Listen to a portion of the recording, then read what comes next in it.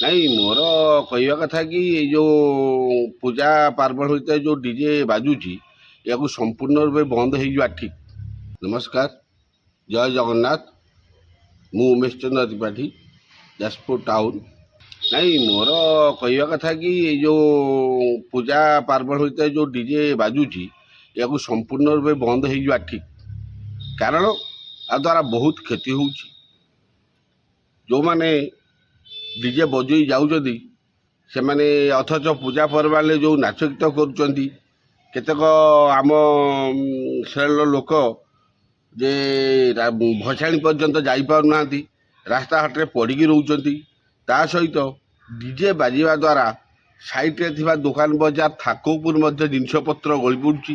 ତା ସହିତ ଯେଉଁ ବୃଦ୍ଧ ଲୋକମାନେ ବେଡ଼୍ରେ ବଡ଼ି ରେଷ୍ଟ ନେଉଛନ୍ତି, ବେମାରୀଗ୍ରସ୍ତ ଲୋକମାନେ ରହୁଛନ୍ତି, ସେମାନଙ୍କର ମଧ୍ୟ କ୍ଷତି ହେଉଛି। ଡିଜେ ଯେଉଁ ଲାଇଟ୍ ପକାଉଛି ସେ ଲାଇଟ୍ରେ ଲୋକମାନଙ୍କ ଆଖି ମଧ୍ୟ ଖରାପ ହେଉଛି, କିଛି ଦେଖା ବି ହେଉନି। ଭବିଷ୍ୟତରେ ବି ଆଖି ବି ନଷ୍ଟ ହେଇଯାଇବାର ସମ୍ଭାବନା ମଧ୍ୟ ରହୁଛି। ଡିଜେ ସାଉଣ୍ଡ ଦ୍ୱାରା ଆପଣ କବାଟ ଝରକା ବନ୍ଦ କଲେ ମଧ୍ୟ ଆପଣଙ୍କର ଘର ଭାଇବ୍ରେସନ୍ ହେଉଛି, ବେଡ଼୍ ପର୍ଯ୍ୟନ୍ତ ଭାଇବ୍ରେସନ୍ ହେଉଛି।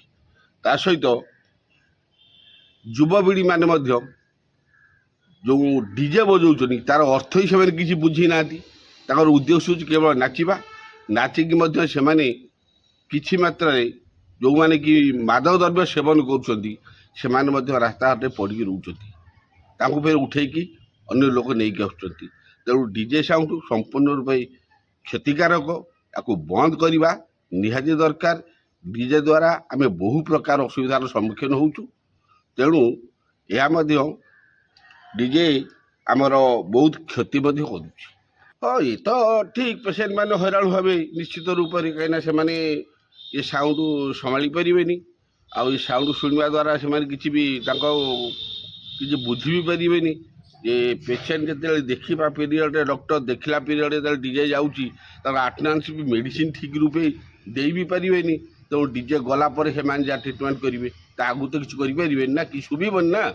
ତେଣୁ ସେମାନେ କ'ଣ କରିବେ? କିଛି କରିପାରିବେନି। ଏଥିପାଇଁ ମେଡ଼ିକାଲ, ଥାନା, କୋର୍ଟ କଚେରୀ ଏଇସବୁ ଜାଗାରେ ଏଇ ସାଉଣ୍ଡ ବନ୍ଦ କରିବା ଉଚିତ।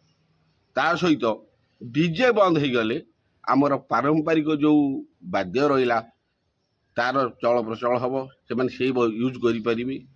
ତେଣୁ ଡିଜେ ପାଇଁ ଅବଶ୍ୟ ଜଣେ ଦୁଇ ଜଣ କି ତିନି ଜଣ କି 5 ଜଣ ଲସ୍ ହୋଇପାରନ୍ତି, କିନ୍ତୁ ଡିଜେ ବନ୍ଦ ହେଇଗଲେ ଆପଣଙ୍କର ପାରମ୍ପରିକ ବାଦ୍ୟରେ 100 ଲୋକ ବଞ୍ଚିଯିବେ। ତେଣୁ ଡିଜେଟାକୁ ବନ୍ଦ କରିବା ନିହାତି ଆବଶ୍ୟକ।